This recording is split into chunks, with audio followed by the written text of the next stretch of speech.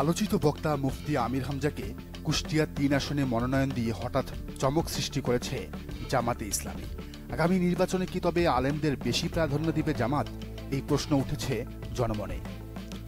আমির হামজা ছাত্রজীবনে ইসলামী বিশ্ববিদ্যালয়ে শিবিরের সাথে সংশ্লিষ্ট থাকলেও সরাসরি জামাতের সাথে এতদিন ছিলেন না। জামাতি বক্তা বলা হলেও তিনি তা নাকচ করেছিলেন। বলেছিলেন তার পরিবারে বরং আওয়ামী লীগের লোকজনই বেশি। যদিও বক্তৃতায় বিবৃতিতে জামাত ও জামাত আমির নিয়ে মুগ্ধতার কথা শোনা যেত প্রায়ই। এমন পরিস্থিতিতে গুঞ্জন উঠেছে, তাহলে কি আগামী ইলেকশনের আগে আরও কিছু চমক দেবে জামাত? আর সেজন্যই কি ৩০০ আসনের ২৮৯টিতে প্রার্থী দিয়েছে তারা? বাকি ১১টিতে কারা আসতে পারেন? কাদের সম্মানে ফাঁকা রাখা হয়েছে এসব সিট? দর্শক, আজকের ভিডিওতে জানবো জামাতের নির্বাচনী কৌশলের নমিনেশন কৌশল নিয়ে। তো শুধু ভিডিও দেখলেই হবে? আমাদের উৎসাহ দিতে চ্যানেলটি সাবস্ক্রাইব করে বেল আইকনটি বাজিয়ে রাখুন। ২৫ মে হঠাৎ করেই কুষ্টিয়া ৩ আসনের আগের প্রার্থী পরিবর্তন করে নতুন প্রার্থীর নাম ঘোষণা করে জামাতে ইসলামী। সেখানে দেখা যায় মনোনয়নে নাম এসেছে জনপ্রিয় ইসলামী বক্তা আমির হামজার। পরিবর্তনের কারণ হিসেবে আগের প্রার্থী অধ্যাপক ফরহাদ হোসেনের অসুস্থতার কথা বলা হলেও বাংলা কথনের অনুসন্ধান বলছে মূলত এই আসনে বিএনপির শক্তিশালী ক্যান্ডিডেট সাবেক দুবারের এমপি সোহরাবুদ্দিনকে হারাতেই আমির হামজাকে বেছে নিয়েছে জামাত। সোহরাবুদ্দিন শুধু যে এমপি ছিলেন তাই নয়, তিনি একই সাথে বিএনপির কুষ্টিয়া জেলা শাখার সাবেক সাধারণ সম্পাদক এবং কেন্দ্রীয় কমিটির স্থানীয় সরকার বিষয়ক সম্পাদক। দীর্ঘদিন বাংলাদেশ জাতীয়তাবাদী মুক্তিযোদ্ধা দলের কেন্দ্রীয় সভাপতি ও সাধারণ সম্পাদক হিসেবেও দায়িত্ব পালন করেছেন এই সোহরাব। তো এমন একজন তুখোর ঝানু প্রার্থীর বিপরীতে শক্তিশালী প্রার্থী না দিলে তো সেখানে জিতে আসতে পারা পাহাড় সমান কঠিন। ফলে জামাত কৌশলের অংশ হিসেবেই এখানে ভেবেচিন্তে আমির হামজাকে প্রার্থী করেছে। বিশ্লেষকরা বলছেন এর পেছনে কয়েকটি কারণ আছে। আমির হামজা বক্তা হিসেবে ওই অঞ্চলের সবার কাছে যেমন ভালোবাসা আর আদরের, ঠিক তেমনই রাজনৈতিকভাবেও তার পরিবারে রয়েছে বিশাল প্রভাব। তার আপন চাচা সেখানকার একটা ইউনিয়নের চেয়ারম্যান, যার জনপ্রিয়তা আবার ওই আসনে আকাশচুম্বী। জামাতের নিজস্ব ভোট, আমির হামজার জনপ্রিয়তা এবং তার পরিবারের রাজনৈতিক প্রভাব সব মিলে বিএনপির ক্যান্ডিডেটের এখন মাথা খারাপ অবস্থা। অথচ এতদিন তিনি ধরেই নিয়েছিলেন ইলেকশন হলেই আবার সংসদে গিয়ে টুপ করে বসে পড়বেন। তো জামাত বিএনপির একটা ধরাবাঁধা আসনে প্রায় ভাগ বসিয়ে ফেলেছে। এবার আসেন আরেকটা বড় চমক নিয়ে কথা বলা যাক, মিজানুর রহমান আজহারী। যদি জাতীয় নির্বাচনের তফসিল ঘোষণা করার পর শোনেন এবার আজহারীকে কুমিল্লা ৩ আসনে প্রার্থী করল জামাত, বিষয়টা কেমন হবে বলেন তো? এটা তো শুধু চমক থাকলো না, মহা চমক হয়ে গেল, তাই না? কিন্তু বাস্তবতা কি জানেন? এবার বেশিরভাগ মাহফিলে আজহারী সাহেব ৩টি বাক্য বলেছেন। আগামীর বাংলাদেশ হবে কোরআনের বাংলাদেশ, একদল খাইছে আর একদল খাওয়ার জন্য রেডি, রাজাকার রাজাকার খেলার দিন শেষ। তো এই ৩ বাক্যে আপনারা কি খুঁজে পাচ্ছেন? এসব শুনে বিএনপি নেতাদের প্রতিক্রিয়া কেমন ছিল?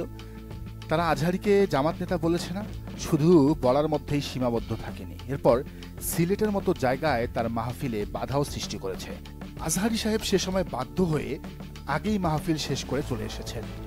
বিশ্লেষকরা মনে করেন মিজানুর রহমান আজহারী যদি সত্যিই চান এবার এই সুযোগে দেশে ইসলামী দল ক্ষমতায় আসুক, তাহলে তার নিজেরও এই প্রক্রিয়ার অংশ হওয়া উচিত।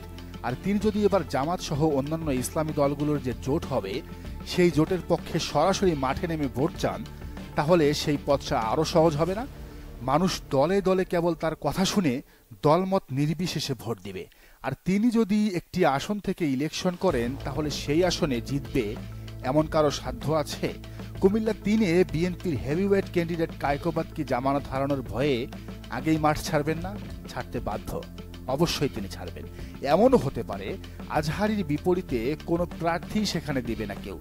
এরপর এমপি হয়ে আজহারী যদি সংসদে যান আর জামাতের নেতৃত্বে ইসলামী জোট যদি ক্ষমতায় আসে, তাহলে তাকে শিক্ষামন্ত্রী বানালে দেশটার শিক্ষা ব্যবস্থা কেমন হবে বলেন তো? শিক্ষা বাদ দেন, আজহারীকে স্বরাষ্ট্রমন্ত্রীর চেয়ারও কিন্তু মানায়। তার কথায় যেমন মায়া আছে, তেমনই আছে হুঙ্কার। স্বরাষ্ট্রে তো এমনই লোক দরকার, ভদ্র, সাহসী আর ইমানদার, তাই নয় কি? আরেকটা সম্ভাবনার কথা বলি। জামাত যে 11টি আসনে এখনো ক্যান্ডিডেট দেয়নি, তার একটি হলো বনশ্রী আফতাবনগর নিয়ে গঠিত ঢাকা ৯ আসন।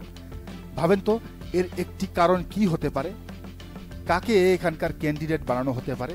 কি মাথায় ধরে না? হিন্টস দিচ্ছি। এই এলাকায় আসুন্নাহ ফাউন্ডেশন আছে, ধরতে পারছেন? হ্যাঁ, শায়েখ আহমদুল্লাহর কথা বলছি।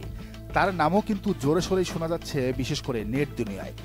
তো তিনি যদি এখান থেকে জামাত নেতৃত্বাধীন ইসলামী জোটের প্রার্থী হন, তাহলে খেলাটা কোন দিকে মোড় নিবে চিন্তা করা যায়। হ্যাঁ, এটা সত্যি। এর আগে উপদেষ্টা হওয়ার সুযোগ থাকার পরও আহমদুল্লাহ সাহেব তা প্রত্যাখ্যান করেছিলেন। কিন্তু সেই প্রত্যাখ্যানের পর তার কি এখন উপলব্ধি হয় যে তিনি ভুল করেছিলেন?